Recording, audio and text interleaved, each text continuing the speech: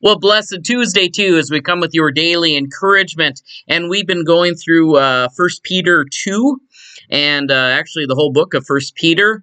We've been talking about living hope, and yesterday we talked about being a living stone of which God is building a spiritual tabernacle, and that doesn't mean that it's necessarily brick and mortar.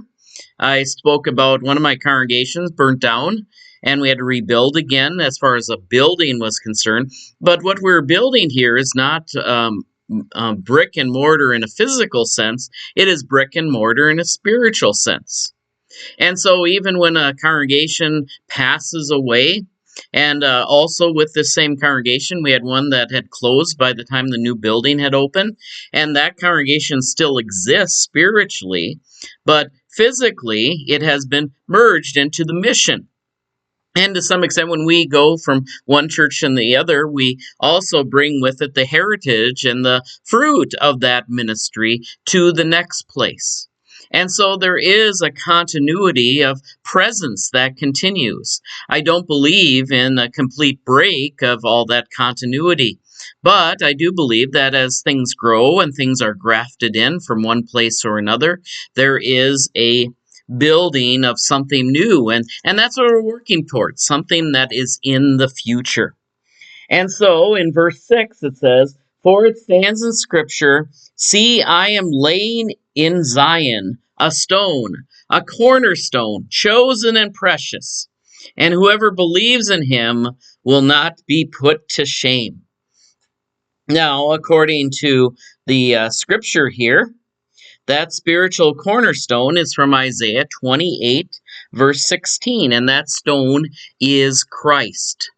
Now, just as a little aside, we might want to talk about the different types of foundation, and Peter's name means foundation. And there is a very, should I say, debated verse from Matthew. It's right after Peter made his confession, when he said, "You are the Christ, the Son of God." And Jesus says, "Blessed are you, son of Jonah, for heaven and earth have not revealed this, to you, but my Father has revealed this to you." And he says to Simon, he says, "Your name is now called Peter, and upon this rock I will build my church." Now, I think ultimately, however you interpret the passage, the rock that Jesus is referring to is Jesus himself. Jesus is the rock. Jesus is the foundation. Jesus is the stone that has been rejected. Now, the debate is, how do we get to Jesus, the cornerstone? And some have argued, our Roman Catholic friends have argued, that it is through the succession of Jesus' appointment. He appointed the first rock, and then that rock will continue all the way down to Pope Francis, who is the present one who sits in Peter's line. Now, Protestants have argued that Jesus is still the rock, but it comes through confessing Jesus as Lord and believing in your heart God raised him from the dead. Romans 10:9, my favorite verse. I think it can be both. Whether you understand that there was a succession from Peter that had a special blessing, I believe that that can happen.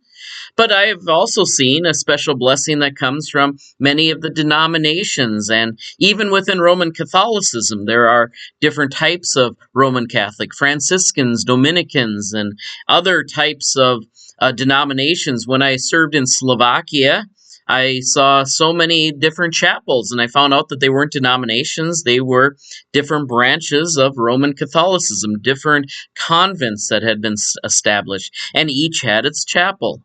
We had a main cathedral, and then we had all these other cathedrals or small chapels around there. The Franciscan chapel, the Dominican chapel, the Ursulean monastery, and they all had different characteristics. And that's when I realized that denominations aren't necessarily contrary to having a unity, whether it is a unity with the successor of Peter or a unity within Christ.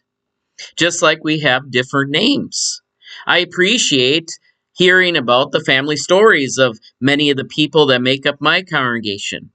I grew up in a large, more corporate type of congregation in suburban Minneapolis. But when I came to serve in southern Minnesota and in northern Minnesota and other places, I was blessed by the many families that made up the congregations that I serve, and that's still the case where I'm at. And those have spiritual connotations and blessings. Now, some continue to go to the quote unquote family church, and others have moved on to other places, but it is still the spiritual foundation of Jesus that is the foundation of all of these living stones. But Jesus, as far as we have it in 1 Peter 6, is the living stone. He is the stone that the builders rejected and now has become the cornerstone of a whole new world. I think of a youth group, or should I say camp song. The building block that was rejected has become the cornerstone of a whole new world. What a blessing to have that song in my memory to remind me of who the foundation is. And I'm a pastor. Some people like to come and hear me speak and talk. That's fine. But I always say, point to Jesus. Our pulpits. Now I'm going to pick on some congregations. Some congregations always have the pulpit in the center with the living, breathing pastor preaching the Bible. Ours is off to the side, and that's because what we try to do is we try to point to Jesus, the cross, the center. And so that's my job, is not to be the center, is to point to the center.